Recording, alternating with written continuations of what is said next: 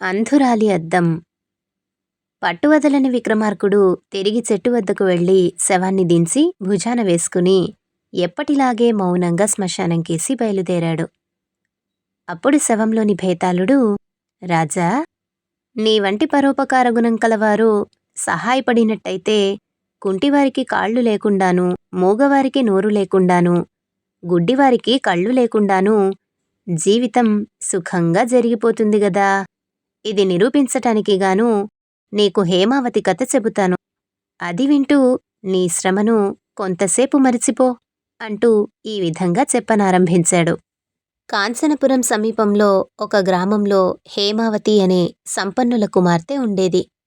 ఆమె 10 ఏళ్ల పిల్ల అయి ఉండగా కళ్లకు మసక ఆరంభమై కొద్ది కాలానికే పూర్తిగా గుడ్డిది అయిపోయింది. తర్వాత కొద్ది కాలానికే హేమావతి తండ్రి ఆస్తి క్రమంగా అప్పుల వాళ్ల పాలైంది. హేమావతి తల్లి, ఇతర బంధువులు ఈ సంగతులు ఆ గుడ్డి పిల్లకు తెలియకుండా జాగ్రత్తగా దాచారు. సంపద యావత్తూ పోయినా హేమావతికి ఏ లోటు జరగటం లేదు. మిగిలిన వాళ్లు ఏమి తిన్నా ఆమెకు మృష్టాన్నాలే పెడుతున్నారు. ఆమె పట్టు దుస్తులే ధరిస్తున్నది. హంసతూలికా తల్పంపైనే శయనిస్తున్నది. తనకు కళ్ళు లేకుండా పోయాయన్న విచారం తప్ప ఆమెకు మరే విచారం లేదు. ఇలా 10 ఏళ్లు గడిచాయి. హేమావతి తన గుడ్డితనానికి అలవాటు పడిపోయింది. తాను గుడ్డిది గనక తనకు పెళ్లి కాదని ఆమె ఎరుగును. తాను గొప్ప సౌందర్యవతి అని అందరూ చెప్పినప్పటికీ ఆమె తనకు పెళ్లి అవుతుందని ఆశించలేదు. ఎంత అందగత్తె అయితే మాత్రం కళ్ళు లేని దానితో ఎవరు కాపురం చేస్తారు? అందుచేత తన జీవితం ఏ లోటు లేకుండా పుట్టింట ఇదే విధంగా గడిచిపోతుందని ఆమె ఆశించింది. ఒకనాడు హేమావతి ఇంటికి ఒక యువకుడు వచ్చాడు. అతని పేరు సోమదత్తుడు. హేమావతి అతనిని ఎరుగదుగాని ఆమె కుటుంబానికి అతను కొత్తవాడు కాదు. అతను పట్టణంలో ఉండి వైద్య విద్య నేర్చుకుంటున్నాడు. సోమదత్తుడు హేమావతితో చాలా ఆదరంగా మాట్లాడాడు. ఆమె చక్కదనాన్ని మెచ్చుకున్నాడు. చివరకు అతను ఆమెతో, నేను నిన్ను ప్రేమతో చూసుకుని ఏ లోటు రాకుండా చేస్తాను, నన్ను పెళ్లాడతావా అని అడిగాడు. తనను ఒక యువకుడు పెళ్లాడటానికి సిద్ధంగా ఉన్నందుకు హేమావతి సంతోషించింది. కాని కళ్ళు లేని తనని చూసి కొంతకాలానికైనా అతను అసహ్యపడతాడని, తనకు పుట్టింట జరిగినట్టుగా మరొక చోట జరగదని అనుకున్నది. ఆమె సోమదత్తుడితో, నా వంటి దానికి పెళ్లి ఎందుకు? మా వాళ్లు ఇంత ఉన్నవారే గనక నన్ను భరించగలరు. నేనిక్కడే జీవితం వెళ్లబుచ్చ నిశ్చయించాను అన్నది. సోమదత్తుడు ఏమీ అనలేదు. అతను 2 పూటలుండి నగరానికి తిరిగి వెళ్ళిపోయాడు. అతను వెళ్లిన కొద్ది రోజులకు హేమావతి తన తల్లిదండ్రులు పేద జీవితం గడుపుతున్నారని తెలుసుకున్నది. ఇది ఎలా జరిగిందంటే, ఒకనాటి సాయంకాలం ఆమె దొడ్డిలో ఒకచోట కూర్చుని ఉండగా పొరుగింటి వాళ్లు మాట్లాడుకునే మాటలు వినిపించాయి. గుడ్డివాళ్లకు చెవులు వాడి పొరుగువాళ్లు చిన్నగా మాట్లాడుకున్నప్పటికీ హేమావతి నిజం తెలుసుకున్నది. తన తల్లిదండ్రులు తన మనసును క్షోభపెట్టడం ఇష్టం లేక నిజాన్ని దాచిపెట్టి తనను సుఖపెట్టటానికి వారు మరింత కష్టాలు పడుతున్నారని ఆమెకు అర్థమైంది. ఈ సంగతి ముందే తెలిసి ఉంటే ఆమె సోమదత్తుణ్ణి పెళ్లాడటానికి అప్పుడే ఒప్పుకుని ఉండేది. కొంతకాలానికి సోమదత్తుడు మళ్లీ వచ్చాడు. అతను హేమావతితో, హేమా, నన్ను పెళ్లాడటానికి నీకేమిటి అభ్యంతరం? నేను నీకు ఏ కష్టమూ రానివ్వను. నేను నీకు అద్దంలాగా ఉంటాను. నా ద్వారా నీకు కళ్ళు లేని లోటు కూడా తీరుతుంది. నువ్వు చూడలేనివన్నీ వర్ణించి చెబుతాను.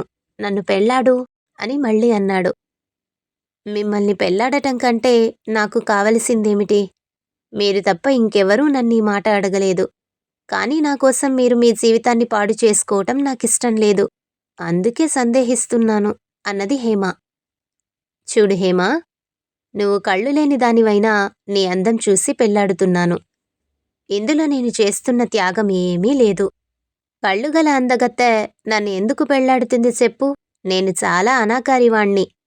నీ వంటి భార్య దొరకటం నాకు నిజంగా అదృష్టమన్నమాట అన్నాడు సోమదత్తుడు. ఈ మాట విన్నాక హేమావతి మనసు కొంత స్థిమితపడింది.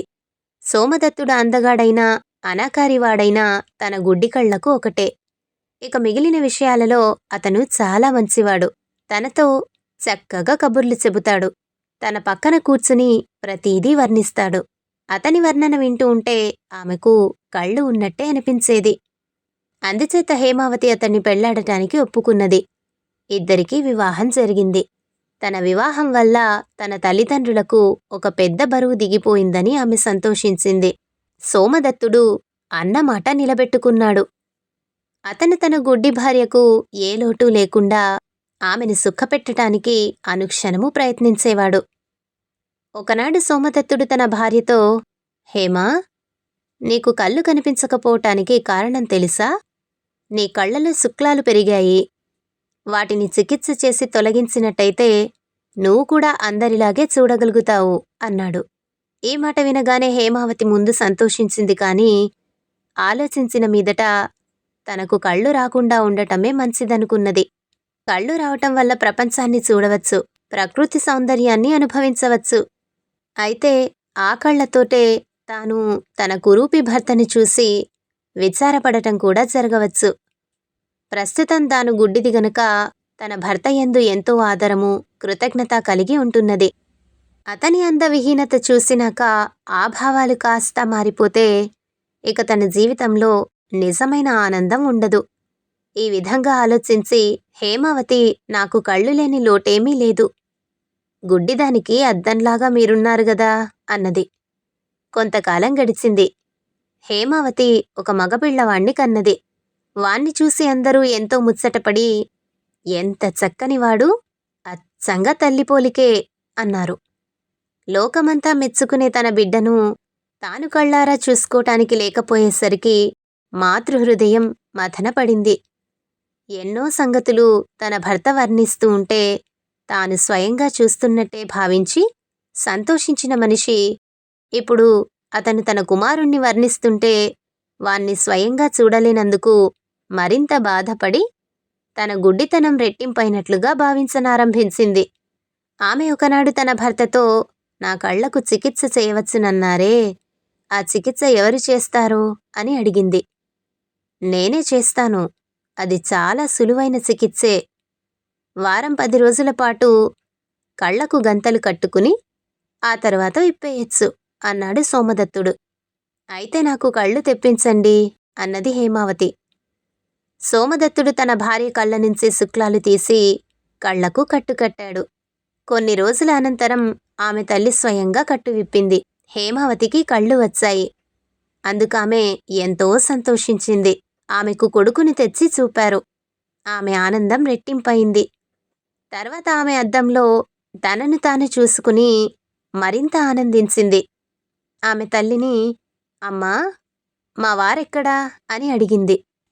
ఆ సమయంలోనే సోమదత్తుడు ఆమె ఉన్న చోటికి వచ్చాడు. హేమావతి అతనే తన భర్త అని నమ్మలేకపోయింది. అతను ఏమాత్రమూ కురూపి కాకపోగా చాలా అందగాడు. ఆ అందగాడే తన భర్త అని తెలిసాక హేమావతి ఆనందానికి హద్దు లేకుండా పోయింది.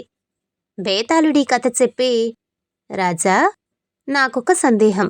సోమదత్తుడు తాను కురూపినని ఎందుకు అబద్ధమాడాడు? తన భర్తని చూడవలసి వస్తుందని గుడ్డిగా ఉండటానికి సైతం నిశ్చయించుకున్న హేమావతి కొడుకును చూసుకునేటందుకు కళ్ళు కోరటంలో రహస్యమేమిటి? ఆమెకు భర్తపైన ఉండే ప్రేమ కొడుకుపైన ఉండే ప్రేమ కంటే తక్కువా?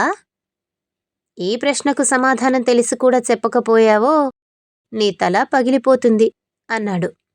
దానికి విక్రమార్కుడు, హేమావతికి భర్తపైన ప్రేమ ఉండబట్టే అతని అనాకారితనాన్ని చూడకుండా ఉండాలని నిశ్చయించుకున్నది.